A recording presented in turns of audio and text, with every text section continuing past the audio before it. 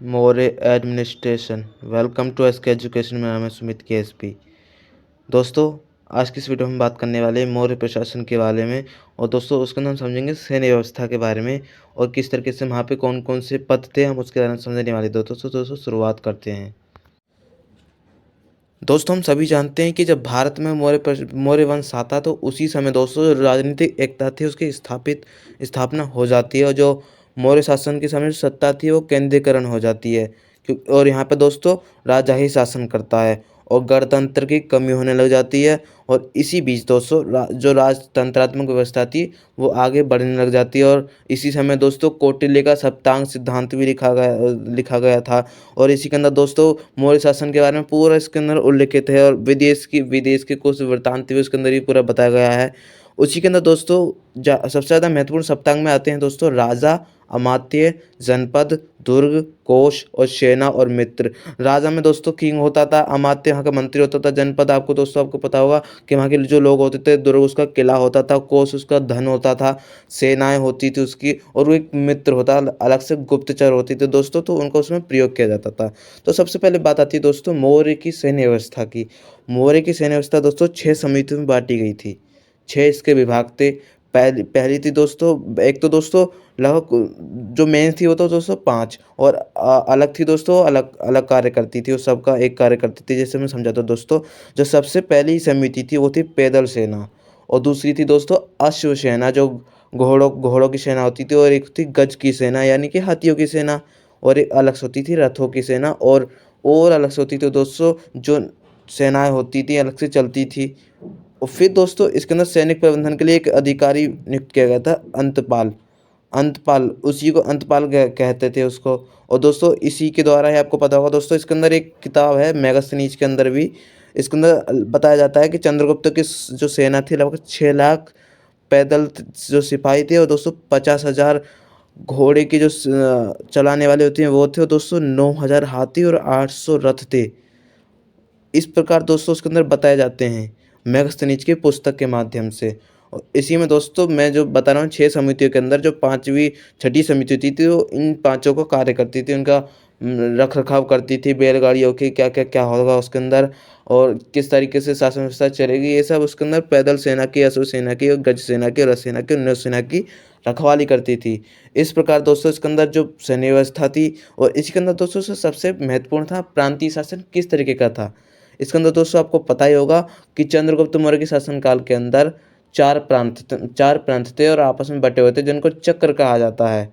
दोस्तों याद रखना, चक्र कहा जाता है। और आपको पता होगा सम्राट अशोक के काल में दोस्तों ये धीरे धीरे संख्या 5 हो जाती है। किस तरीके से दोस्तों, जब कलिंग को मिला दिया जाता है। उससे पहले जब चंद्रगुप्त मौर्य जो उसका शासन था, तो उस समय मध्य प्रदेश का जो पाटलिपुत्र था, एक तो उसकी वो होगी दोस्तों, उसका एक पहला प्रांत हो गया। और दूसरा दोस्तों उत्तरापथ में तक्षशिला, वो उसका प्रांत हो गया। और जो दक्षिणा पथ में सोनेगिरी है वो उसका पथ हो गया। और अवंती उज्जैनी वो भी उसका एक पथ था। फिर जब सम्राट अशोक आता है उसके द्वारा कलिंग, जो कि दोस्तों तोशाली के नाम से जाना जाता है, वो भी एक प्रांत बन जाता है, 5वां प्रांत। इस प्रकार दोस्तों 5 प्रांत के अंदर ही बटा हुआ था। फिर दोस्तों आपको पता ही होगा कि जो प्रांत के जो राजवंश थे उसके अंदर आर्यपुत्र का पदाधिकारी होते थे उस समय दोस्तों। और इसी तरीके से दोस्तों अलग अलग होते थे। उसी समय एक महापात्र नियुक्त किया जाता था, जो दोस्तों इसके अंदर बताया जाता है कि किस तरीके से धर्म के बारे में क्या करना है। आपको मैंने पहले ही बताया अशोक सम्राट के शासनकाल के समय महापात्र के बारे में। और इसी के अंदर दोस्तों इसके अंदर अलग अलग से क्या क्या होते थे, इसके अंदर 100 गाँव होते थे। और एक इसका संग्रहक होता था, यानी कि दोस्तों आईएएस अधिकारी। उस समय का संग्राहक होता है आईएएस अधिकारी। इस तरीके से दोस्तों अलग अलग बैठे हुए थे, सामंत बैठे हुए थे उस समय। तो उस समय दोस्तों उनको संग्रहण कहा जाता था। और इसी में दोस्तों एक था गोपदास, जो कि दोस्तों गांव की जो व्यवस्था थी उसका उसका तय करता था किस तरीके से चलेगी। और जो एक तो दोस्तों विषयपति था, वो दोस्तों जिले का जो प्रशासनिक अधिकारी है वहाँ का वो अधिकारी होता था। और दोस्तों इसके अंदर ये भी बातें बताई गई कि नगर प्रशासन किस तरीके का था। तो नगर प्रशासन के बारे में दोस्तों सबसे महत्वपूर्ण आता है जो मेगास्थनीज की पुस्तक है, उसके अंदर पूरा का पूरा वर्णित किया गया है, जिससे आपको पूरा समझ में आएगा दोस्तों। इस प्रकार दोस्तों हमने बताया कि किस तरीके से वो आपस में प्रांतीय शासन बटे हुए थे। तो दोस्तों मैं सबसे महत्वपूर्ण बताता हूँ। एक तो दोस्तों महामात्र था, विषयपति था, इसके और आपको पता होगा कि एक ग्राम जो प्रशासन जो उसकी निम्न इकाई होती है उसके अंदर 100 ग्राम होते थे और 100 ग्राम जो ग्राम का विषयपति उसका शासन करता था, आईएएस अधिकारी। और जो गोप था दोस्तों, वो दोस्तों 10 गाँव की व्यवस्था के बारे में पूरा सँभाल के रखता था। और इसी के अंदर दोस्तों जो मेगास्थनीज की बुक है उसके अंदर 6 समिति के बारे में वर्णन मिलता है। इसके अंदर सबसे पहली समिति दोस्तों उद्योग शिल्प का निरीक्षण करना, और दोस्तों जो द्वितीय समिति थी वो थी दोस्तों जो विदेशियों की देख-रेख करना कि किस तरह से विदेशी आ रहे हैं, क्या-क्या कर रहे हैं।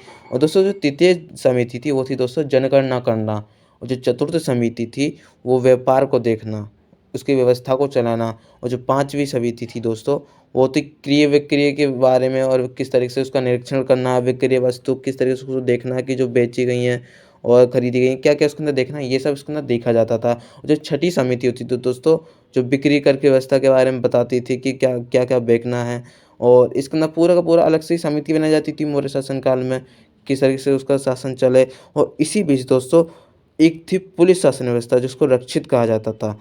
पुलिस शासन व्यवस्था को दोस्तों रक्षित कहा जाता था। ये अपराधों के बारे में जाँच-पड़ताल करती थी, किस तरह से क्या-क्या होगा। और इस एक ही के अंदर दोस्तों यूनानी स्रोत के अंदर भी एक नगर प्रशासन के अंदर क्या-क्या 3 प्रकार के अधिकारी मिलते हैं। एक तो दोस्तों एग्रोनोइयो, ये दोस्तों जिला अधिकारी होता था जिसको आज आईएएस अधिकारी कहते हैं, छोटे-मोटे। और एक तो दोस्तों एंटीनोमोई, ये नगर आयुक्त के छोटे-छोटे अधिकारी होते थे। और एक थे दोस्तों अलग से सैन्य अधिकारी। सैन्य अधिकारी दोस्तों आपको पता है कि सेना के बारे में पूरा रखवाली करते थे। तो ये सभी था दोस्तों उसके अंदर मौर्य प्रशासन की शासन व्यवस्था के अंदर। दोस्तों सरल भाषा में समझा। मिलेंगे दोस्तों नेक्स्ट वीडियो में। आज के लिए धन्यवाद। जय हिंद, जय भारत।